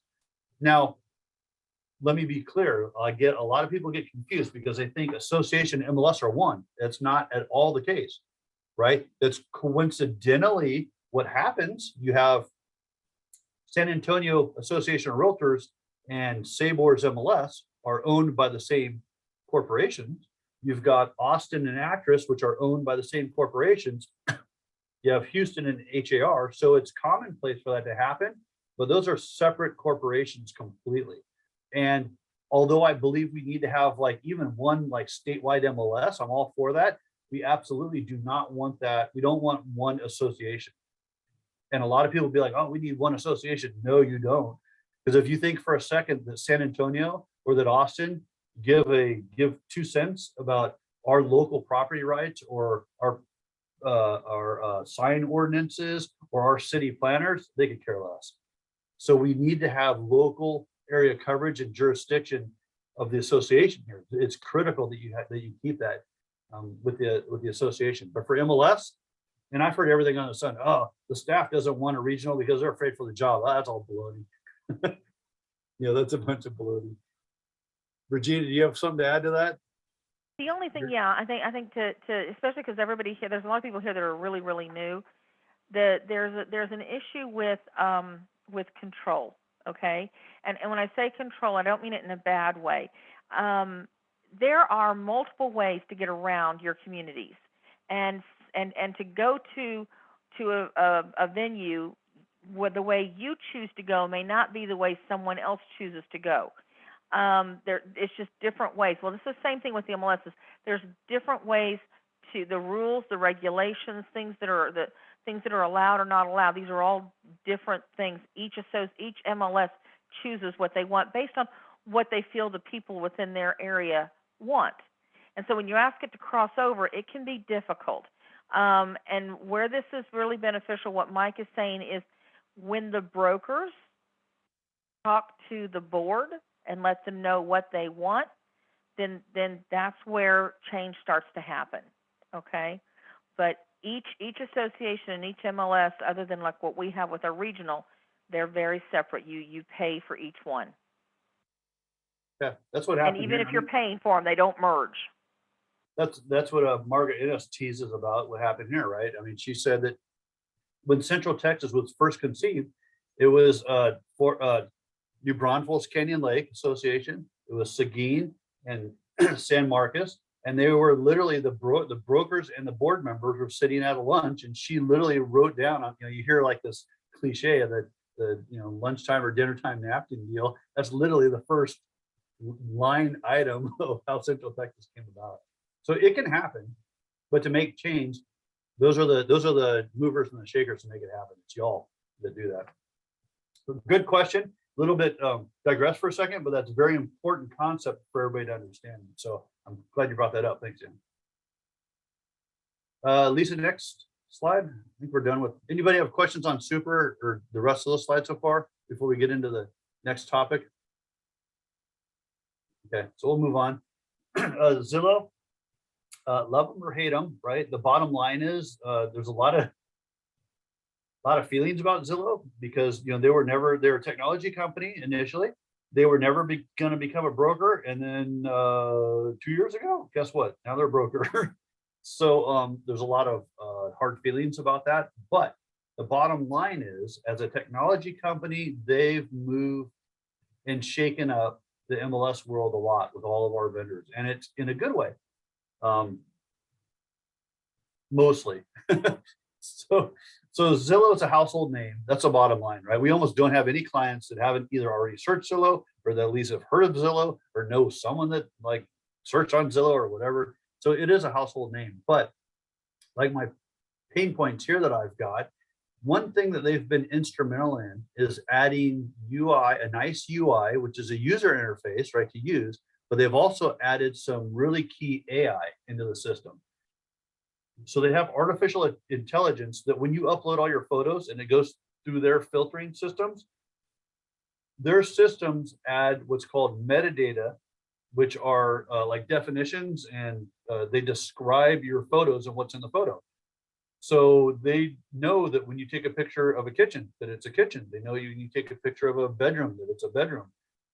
But what's cool, not just, oh, wow, they can tell a bedroom. What's the big deal with that? The important thing is, in the kitchen example, they're not only just looking, how do they identify it's a kitchen, right? They can see the sink, they can see a refrigerator, they can see a stove, but they're looking at the icons on the stove. They're looking at the icons and the logos on the refrigerator. So what they're doing is behind the scenes, they're collecting all this data. They're being like a little mini Facebook. They're adding all this data behind the scenes, and they're saying, hey, that one's got like a Sub-Zero refrigerator and freezer. Hey, this one's got like a Viking stove. Hey, this has got like what do they call it? Submarine backsplash tiles or whatever. You know what I mean? So they're adding all this information. So what we're trying to do, or what they're trying to do, is we're trying to get away from the, oh, I want to do a search. I want to search in Comal County, New Braunfels, 3 bedrooms, 2 baths. They're going to be able to start going, hey, I want a bonus room with a pool table. I want a kitchen with a Viking stove. I want a red front door and a purple house. You'll be able to start searching on that specific of criteria on their systems and find results. It's totally crazy where they're going with this, but it's neat. And what that's doing is, as a technology company, as much as I don't agree with their business philosophies, especially as of late, as a technology company, they've been amazing. They've sunk billions of dollars in this kind of technology, and it's actually pushing companies like CoreLogic and a lot of other vendors to start doing the same thing. So, there's going to be good fruits of all of this coming forward. They're one of the first ones to add the 360 video, like the Matterport stuff. Now it's become more commonplace. Right now we have home visit, so all that kind of stuff. But technologically, it's been pretty cool. Next slide. Actually, I think it's a picture of their UI. Yeah, so that's their app. Seen one app, you've seen them all pretty much nowadays. All right, that concludes that part of my presentation. So I am going to screen share, and I promised I'd show you the Supra and how to set that up. So let me continue my session and then share my screen. Screen free. All right, everybody's got me. Okay, you see my screen? Everything's good? All right. So when you get your lockbox and all your key information, there's the supraweb.suprakim.com site. And that's your profile site, right? Where it's got your login and your information. So you log into that site, and this is their homepage. And when you come into this home page, you're going to click the E-key alerts section right here. And that alerts is what ties to their app, that little button that's low lit. So when you click on that, you're going to be presented with this screen that comes up here. And the first thing you need to do, if I click on the right button, you can click enable to enable the service, right? And then you're going to put your contacts and the format for those contacts into the system. Okay. So your first contact, okay, it's going to be John Wick. And I'm going to put his email address in here, right? Mr. Vick at babiaga.com. And then I'm going to put my second one in there because John Wick doesn't work. Then it's going to be Sue Perman at clarkkent.com. And then just like my jokes, sorry, how hard do I keep it straight? But I just changed this up, right? We're going to contact Antique. Oh, yeah. I can never do stand up, sorry. This format down here, this is depending on the carrier, right? The phone carrier. This is what you have to follow. So if it's AT&T or I'm sorry, AT&T or what have you, we got here Verizon, Pix, all that. You got to use that format, and I will send them an SMS message with whatever information you put in there. Okay, and let them know. So notice how antiques at dad jokes. Sorry, it doesn't get any better. I'm sorry. So and then you put in your custom message. Hey, I'm with a client. This Mike Murphy guy's a creep. Please send tacos, or something a little bit more descriptive than that, please. And they will send this message. But what's really cool about this, aside from the tacos, they capture and they send your geolocation. So wherever your phone's located in the house, it sends that in that message to those three people. So that if all of a sudden my phone turns off or I go missing or whatever, the authorities or at least these three people will have my last known location when they go. And kudos to Supra for doing this, because I don't know of any vendor that just puts this kind of development into a product and doesn't charge for it, right? Everybody's trying to sell everything they can. It costs them money. Supra put this in there because they're that concerned about safety. Just like Four Rivers added safe showings, and they're not charging additional for the showing stuff because we care that much about everybody's safety. We want to keep everybody safe, right? We're in good neighborhoods, but you never know when things can go sideways. So, but by all means, spend an extra couple of minutes and put your contact information in there, enable this. Once you click enable and then save on the bottom, this could take up to, I think, 15 to 20 minutes before it updates on your phone. And I've even had to close the app and then turn it back on because it goes to their servers. So by the time it finds its way through the interworld and comes back, it could be 15 to 20 minutes. So pretty cool, right? Anybody have any questions on this before I shut her down? Okay. If you have questions or you don't remember how to get to it, right, give me a call. Call Steph or anybody at the front and say, hey, what the heck was that Mike talking about? And we'll get you guys squared away. Okay. So on that note, I'm done, and I'm done a little bit early. So I'm sure, unless you want to say the pledge really slow, but I'll turn this back over to Lisa and Regina. And thank you guys for your time. I appreciate it. I'm glad to see there are a couple of smiles still after this very long day. So I appreciate that. So I hope you have a great day. Thanks, Mike. Thanks very much. Hey, Lisa, it's time for your quiz. All right, we're gonna have some fun, guys. So we've gone over a lot of stuff today. So we're just gonna do this fun quiz. So this is the only time that I'm gonna ask you, please take out your cell phones in class, because you're gonna have to opt into this quiz online. It is in real time, so it's super cool. So right here, you're gonna, you can either scan this QR code or go to this link that I'm posting in the chat here. And they're gonna opt into the quiz. It's gonna ask for your name. We want your name because we wanna know who to give prizes to. So please put your name. So you're gonna opt into it. And the quiz code is 810309.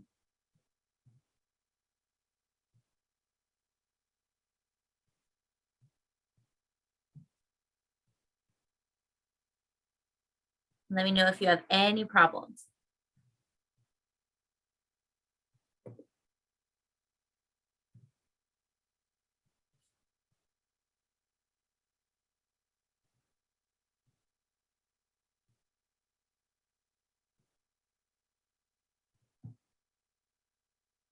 All right, we've got 3 players.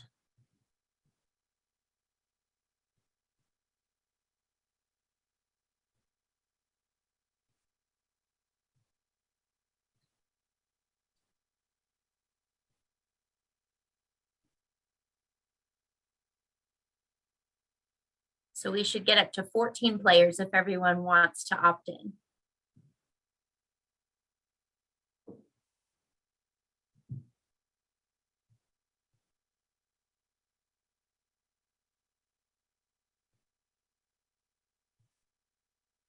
And it's going to give you a holding screen until I start the quiz, okay? Get to 13. So, yeah. So a couple things about the quiz. So you can get on the leaderboard in 2 ways. So by answering the question correctly and answering it promptly. So it is also timed.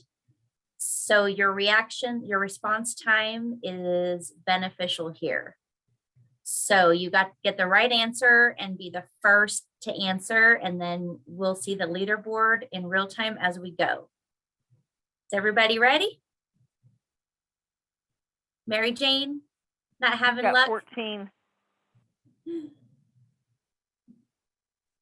I think so.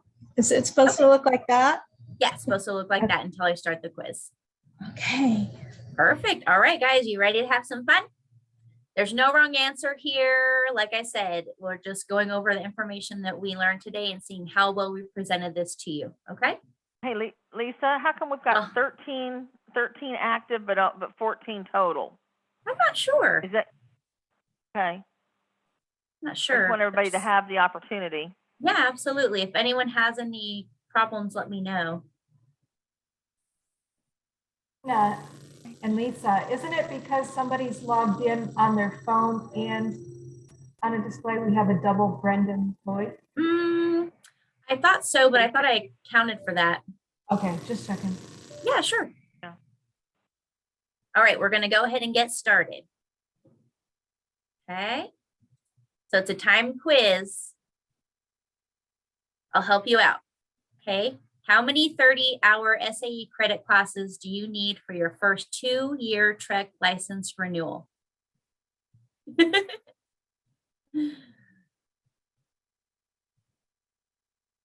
All right. In my Answers are head. flying in. That's good.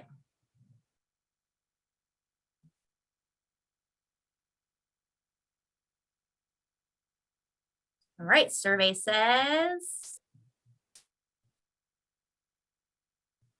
3. Oh my gosh, 100%. Good job, everybody. All right. Next question in 5 seconds. And Gianni is in first place with Maria and Matt in second and third.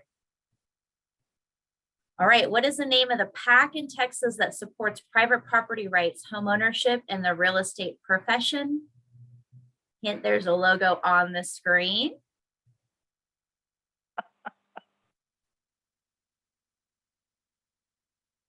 This is y'all's PAC.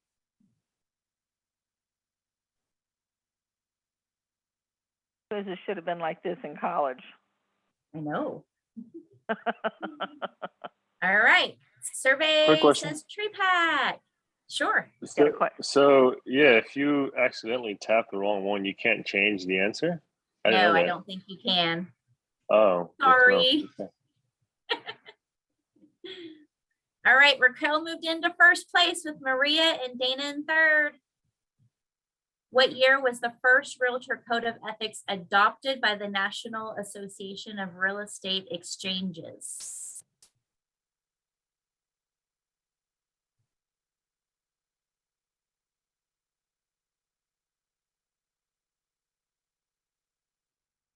This was in the very beginning of the session.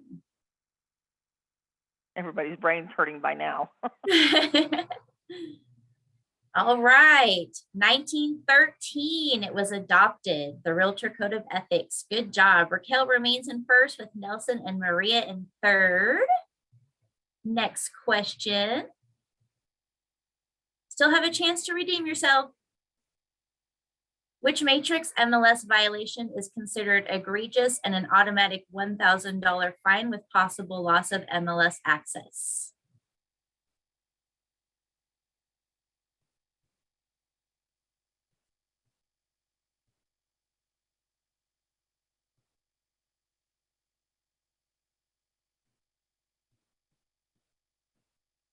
All right, let's see who is paying attention during the MLS review.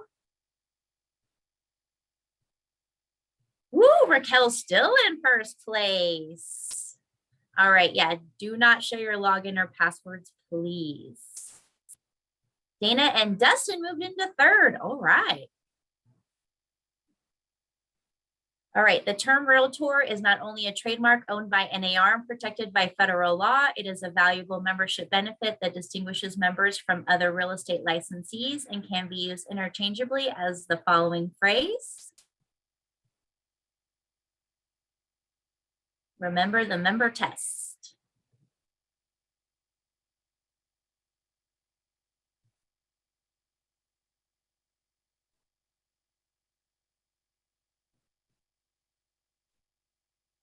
See, all right, member of the National Association of Realtors.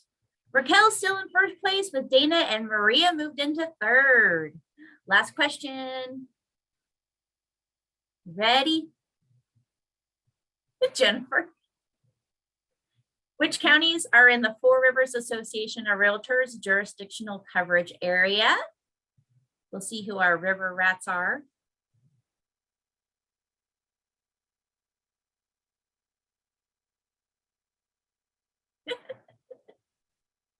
Where did you get that, Jennifer?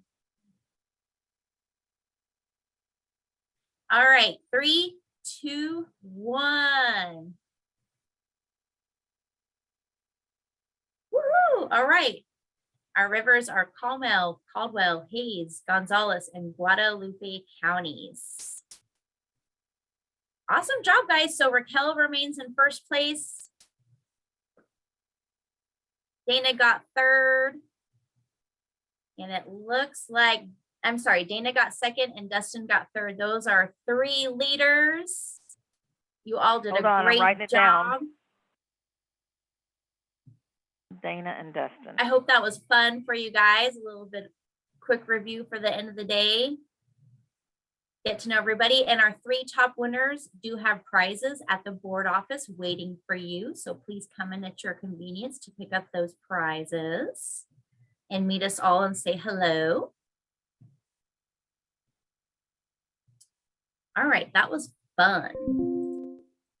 Okay, so let's take our class picture and then we're going to do our realtor pledge and then I think we're done. Okay, so everybody get camera ready. I'm going to count down 3, 2, 1. Why didn't we do this when we had lipstick on? I Zoom told add you. lipstick. Zoom add lipstick. It's been a little while for me there. Sorry about that. All right, everybody ready? 3, 2, 1. Let me make sure I got everybody here. No one's eyes are closed. No one's picking their nose. All right, looks like a good one. All right, perfect. I'm going to turn this back over to Regina. She's going to do the realtor pledge with you and you will be up. Lisa, do me a favor. I know this is going to be off. So we had this on the slide we did. I think it had it jumbled together. And I wonder if you can see, I could screen share it. Share screen sharing with me. I can go to it. I think I found one that has it a little more spaced out. Oh, sure.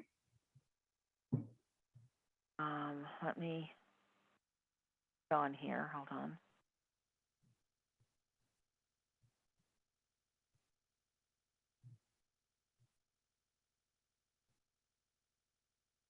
All right. I need to screen share, don't I? Hold on. Yes. Here.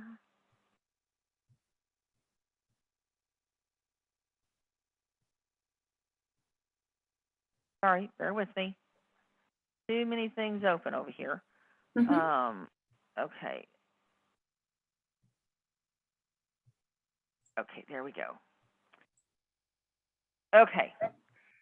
So what we do is we raise our hands and we read together, and I'll start. We do each sentence and then we take a pause, go to the next line. Take a pause, go to the next line. Here we go. I am a realtor. I pledge myself. Oh, sorry. Here, Unmute y'all. yourselves. Yeah, everybody. Okay, here we go. I am a realtor. I pledge myself I'm a realtor. I pledge myself I'm a realtor, I pledge myself to protect the individual right of real estate ownership and to widen the opportunity to enjoy it. to protect protect the the individual right of real estate ownership ownership and to widen the opportunity to enjoy it. To act honestly in all real estate dealings. To act honestly in all real estate dealings. Strive to be honorable and to abide by the golden rule. To strive to be honorable and abide by the golden rule. To seek better to represent my clients by building my knowledge and competence. To seek To better seek better represent my clients by building my knowledge and competence. Strive to serve well my community and through it my country. To strive to serve well my community and through it my country. To abide by the Realtors Code of Ethics and strive to conform my conduct to its aspirational ideals. To abide by the Realtors Code of Ethics and strive to conform my conduct to its aspirational ideals. Congratulations. So come by the office. We have a realtor pin for you and some little tchotchke stuff. And then you'll get your survey, should be today around 4:45, 5 o'clock. And then also, Lisa, did I miss, and I apologize, the new member toolkit? Do we have that? And you showed them where it was, right? I didn't show where it was. I think LaDawn emailed it to them. Yes, it was in their email with the link. Perfect. Perfect. Okay, great. Because it's a lot of information, too much to remember, but now you have some place to go back. Okay, I'll be right there. All I'm right. coming. All right, guys, you're done. You're free. Class is dismissed. Don't forget to do the code of ethics. Thank you. Thank you all so much. Thank you. Thank you. Bye-bye. Yeah, I found that. I think that's the punctuation's done better on that pledge. So we'll have to add it to the PowerPoint. You need to zoom Yeah. it just a little. Yeah, because it was a little small to read, but I like it. I tried. It's at 110%, but that would have been. But yeah, we can turn around and add it to the PowerPoint. Perfect. Okay. Just email it to me. Absolutely. Did I stop screen sharing? There we go. Thank you, Lisa. You're welcome. Thanks, everybody. Thank you, LaDawn. You did a great job. Thank you, everybody. Oh, you're welcome. Jennifer's all about Jennifer today, boy. She Oh, is. you see that picture behind her? Yeah, I saw that. That's funny. I was gonna say something. Uh-huh. Wait, what? You're muted. You're muted. Jennifer, you're muted. Famous words from Zoom. I know. You guys have a great afternoon. I got to play catch up. Oh, looks good. Jennifer, you need to you need to shrink it a little bit and it'll look like a real like live picture. It would. It will be like the cat waiting to see if it moves or not. Yeah, that was really weird. Yeah, that was a That very was fun. still cat. Yeah. Hey, I read an article that said if you like cats or want to be around cats, that's a sign of high intelligence. So Well, what does it mean when they sit on your head they're trying to communicate with you. and tell me what? They're taking Get a haircut. Control. They're in control. They're dominating them you. It's your a All good right, place guys. to rest.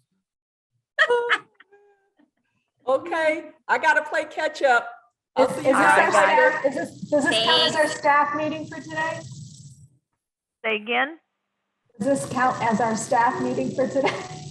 It's going to have to. We never can do it on new member orientation day, but we should know, and we're not going to be able to do next week's unless Mike or Lisa wants to take point on it, because I'll be in Austin at AE seminar. So we'll have to pick it up in 2 weeks. Okay. I know. Stephanie heard 6. We could do a department update if we needed to. Yeah, we could. Just Yeah, let me there know. you go. Yep, absolutely. You guys can handle it. Not worried Okay. about y'all. We'll let Mike take point. Mike's gonna let Lisa take point. We'll give Mike the finger and he can take point. Oh. I like that one. I like that. I've seen where that finger's been and earlier before we took the picture. Lisa mentioned noses. This was a very, very quiet bunch.